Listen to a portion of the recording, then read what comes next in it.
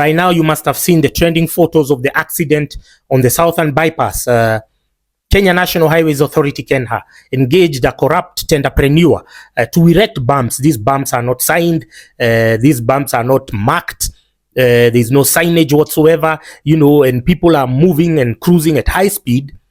And this is the problem with the Kenyan engineers. They've always been deflecting attention. Anytime when they are met with accusations that they are design flaws, that you've been cutting corners so as to embezzle money, so that you can build flats, so that you can buy a V8, so that you can go to Dubai. Kenyan engineers, I repeatedly say, they cannot be employed. Even in the worst of the worst countries, even in Haiti, they cannot be employed there because of their penchant for corruption, because of their addiction to proceeds of crime. We have turned tenderpreneurship, we have turned construction into the value industry of Kenya. Everyone now is proudly saying, I'm a contractor, niko mimi mtu wa mjengo. All because they are stealing, and you've normalized that because you sit with them, you drink with them. You attend their parties, you worship them. Why do you worship money? The problem is you Kenyans. So is your value system. These guys add no value to the economy. They are supposed to come, they are service providers. You do your work, you get out. It's the people now who are going to use the road, who are going to add value to the economy. Because you're saying roads is an aids to trade. Yeah. So now these tenderpreneurs, you foisted them. Yeah, you've foisted them, you've made them as if they are the bedrock of the economy. And these are just thugs, man. These are just thugs. Every year, our infrastructure budget is just ballooning. Are we making? Are we seeing roads built in the same pace? No. Because of what? Because these guys have to cut corners. There is no on Mombasa Road. We were talking about another accident there by Masao Mwanzia at the Machakos Water Road, and then some engineer there without honor or shame is asking me, "Can you tell me what's the design flow?" That road, first of all, has not a single flyover. There are so many bumps on that road. You haven't marked them. You even the bare minimum. And let me tell you, you really don't know what these three agencies, Kenya National Highways Authority, Kenya Urban Roads Authority, and Kenya Rural Roads Authority, you don't know how much they've cost this country. Because, first of all, the tender system, all the standards that they have put there were imposed by the World Bank and the IMF. I told you World Bank have a desire, have an interest to suppress our economy so that we can be donor dependent, we can be loans dependent, so that we can repatriate. When they are giving us handouts like this, they're telling us, oh, we've given you 14 billion to go to Haiti. In the meantime, here we are borrowing and we are paying them hundreds of billions as regards to interest from the loans that we are taking from World Bank, IMF, and then also the ones we are taking from the domestic banks, which coincidentally are foreign-owned banks. You understand? So you don't. World Bank now came with those standards that now you must tender. The tender will take like an year to even, which is basically walk in, walk out. Them they build their roads overnight. I've seen roads being built overnight, even an underpass which is built over a weekend in Holland. They expedite their projects faster. Here they bring us the standards. They tell us no, this tenderpreneur, and then now there are people who have mastered the pitfalls and the hoops of getting contracts, and now they are the rich guys in Nairobi, and you guys are worshiping them because they are buying you alcohol over the weekend. Why can't you stop being alcohol prostitutes? Why must you follow tenderpreneurs and contractors and engineers? Don't talk to them. If you know a tenderpreneur, send them this video and tell them they are full of shit. We are tired of them, man. We are tired of them in this country. I don't understand what's like now. The head of Kenya Urban Roads Authority, Silas Kinoti, he went somewhere, a place called Thika. He met people there, including the bishop of that region. He lied to them. That was in 2020 during the lockdown. He lied to them, oh, I'm going to fix the road. Has he ever fixed that road? No. These guys are liars. They are thieves. And you guys are entertaining them in churches. They are the ones who are seated there in front because they were taught the blueprint of stealing from the first tenderpreneurs, people like Kirinyaga Construction, Ephraim Miner. Those are the primary thugs that we have in this country. And because they have seen Kirinyaga gone on to become wealthy, he has never been arrested for all the money he has stolen. Now everyone aspires to be another Ephraim Miner. Everyone, because they have seen these rewards for thieves. You can be elected even Can you imagine the Nyeri people in their infinite stupidity?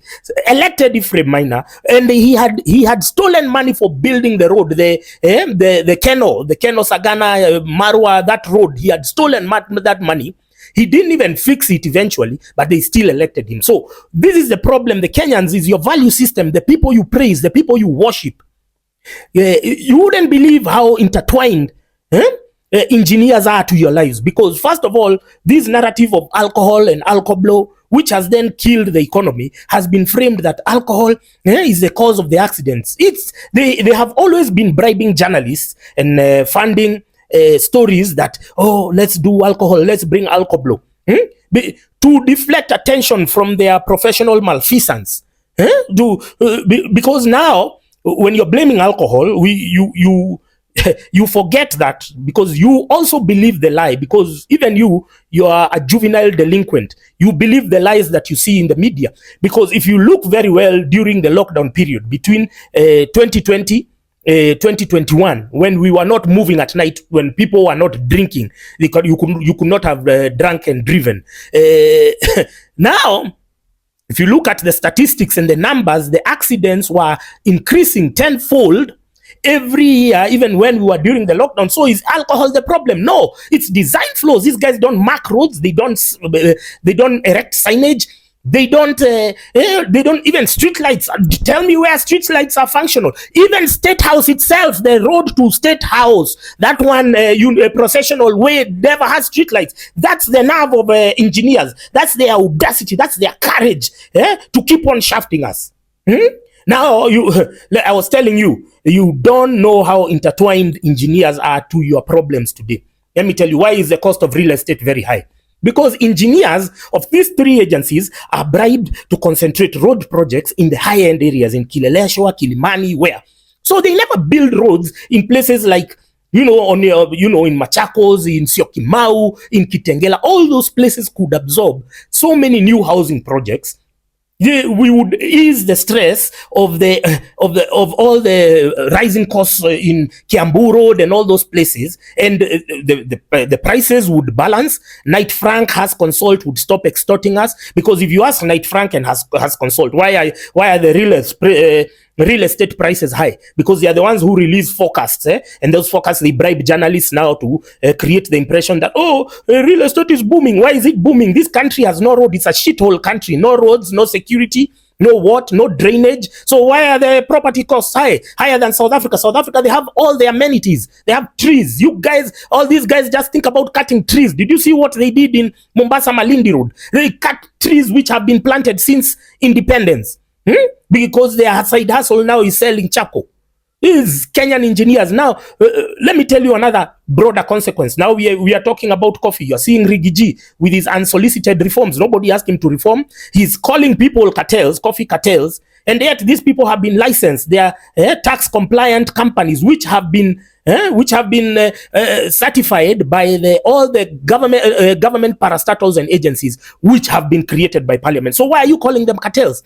And now we are talking about Kenya's coffee prices, whatever, everything, the proceeds. Kenya is no longer earning foreign exchange from coffee. Why?